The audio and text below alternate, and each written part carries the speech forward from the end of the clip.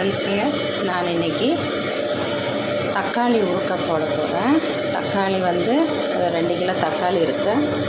இதை வந்து கழுகி நல்லா சுத்தம் பண்ணி வேக வச்சுருக்கு. அதுக்கப்புறம் அதுக்கு வேண்டிய புளி எடுத்து நம்ம தண்ணியில் கொதிக்க வைக்கணும். அடுப்பில் வச்சுருக்கு. நான் இன்றைக்கி எப்படி தக்காளி ஊறுக்க போடுறேன்னு உங்களுக்கு காட்டுறேன். வேக வச்சு நம்ம அதே மாதிரி மிக்சியில் அரைச்சி எடுத்து வச்சுருக்கேன். இதில் நம்ம புளி ஊற்றிக்கலாம். இது நல்லா அப்படி கிடந்து நல்லா வற்றணும். அது பாட்டுக்கு விட வேண்டியதாக அது பாட்டுக்கு நல்லா வற்றி திக்காகி வரும். இதில் நான் இப்போ எதுவுமே சேர்க்கலாம். வேக வச்சு ஆற வச்சுட்டு மிக்சியில் அரைச்சி ஊற்றி இருக்கட்டும். நல்லா கொதிக்கட்டு. நல்லா கொதிக்க வச்சு இங்கே நம்ம புளி இப்போ ஊற்றிக்கலாம். நம்ம புளி ஊற்றிக்கலாம். நான் புளி வந்து ஒரு நெல்லிக்காய் சைஸு 2 புளி எடுத்து தண்ணியில் நல்லா கொதிக்க வச்சு நல்லா வேக வச்சுட்டு அதை நல்லா கை வச்சு நல்லா பிசைஞ்சிட்டு அதை வடிகட்டி வச்சுருக்கு. இது நம்ம இதில் ஊற்றலாம். ஏன்னா இதில் வந்து மண் எல்லாம் இருக்கும். அதனால 2 வாட்டி வடிச்சு பண்ணிட்டு நம்ம தேவையில்லை கல்லுப்பு போட்டுக்கலாம். கல்லுப்பு நான் என் கையால் ஒரு பிடி கல்லுப்பு போட்டுருக்கேன். அவ்வளோதான். இதில் நம்ம நல்லா கொஞ்சம் வற்றி கொஞ்சம் இதாக வரம்பத்தைக்கு நம்ம வந்து இதில் மிளகாத்தூள், மஞ்சத்தூள், வெந்தயத்தூள், பெருங்காயம், ஒரு சின்ன கடாயில் நம்ம லைட்டாக கடு, வெந்தயம் இதை 2 வறுத்து லாஸ்ட்டில் நம்ம அதை லைட்டாக தூள் பண்ணி ஊற்றணும். நல்லா வத்தட்டுங்க ஃப்ரெண்ட்.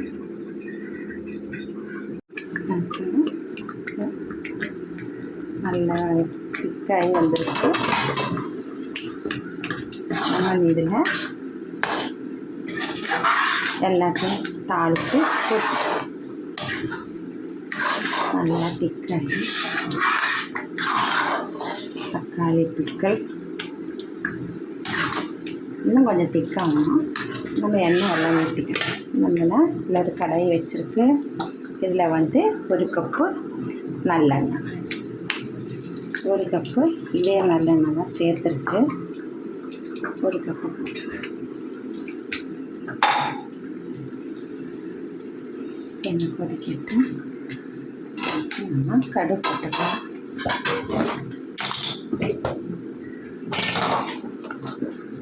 இதில் கடு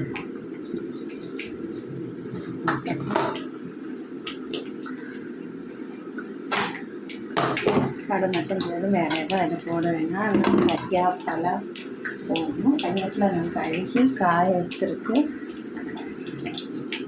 கடு நல்லா இதாக உடையிட்டு கடு நல்லா அடைஞ்சிடுச்சு. நம்ம ஒரு பிடி கறியாப்பெல்லாம் நான் கழுகி காய வச்சுருக்கு. கொஞ்சம் கொஞ்சமாக போட்டுக்கலாம். மொத்தமாக அப்படி போட்டோன்னா எடுத்துட்டு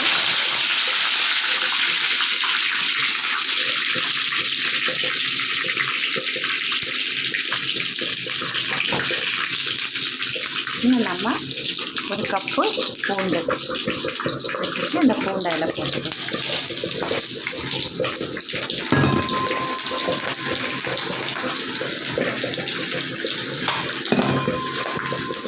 பூண்டு நல்லா இதாக வைக்கணும். பூண்டு கொஞ்சம் நல்லா அந்த பச்சை வாசனை எல்லாம் போகணும். நல்லா ஒரு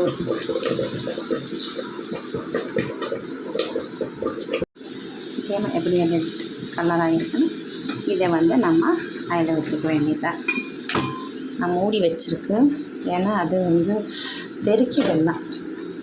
அவ்வளோ தீ கம்மியாக வச்சுட்டு கூட தெறிக்குது. நம்ம இதை வந்து தாளித்து வச்சுருக்கோம்னா அதில் ஊற்றிக்க வேண்டியதான்.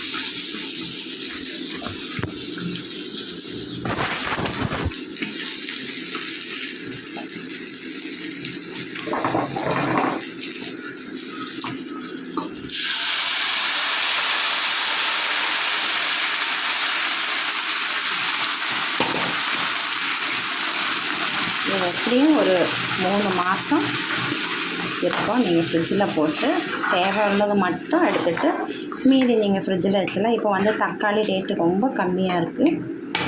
அதனால் ஒரு 2 கிலோ தக்காளி வாங்கி பிக்கிள் போட்டு வச்சுருக்கு. இது இன்னும் கொஞ்சம் வத்தணும். அந்த எண்ணெயில் கிடந்து நல்லா வத்தட்டு இன்னும் நம்ம இதில் நான் வந்து அந்த கடு வெந்தயம் தூள் பண்ணி வச்சுருக்கேன். இதை இதில் கொட்டிக்கலாம்.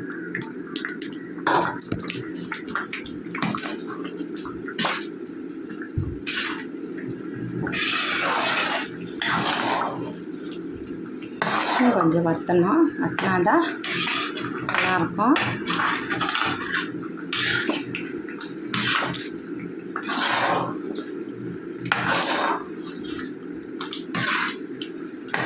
ஊறுக்காய் ரெடி ஆயிடுச்சு.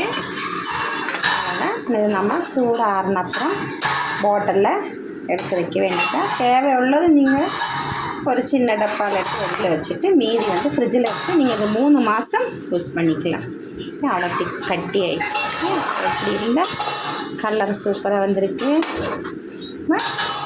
ஃப்ரெண்ட்ஸுங்க லைக் பண்ணுங்கள், ஷேர் பண்ணுங்கள், சப்ஸ்கிரைப் பண்ணுங்கள். பாய் ஃப்ரெண்ட்ஸுங்க. அடுத்த வீடியோவில் அடுத்த வாட்டி பார்க்கலாம்.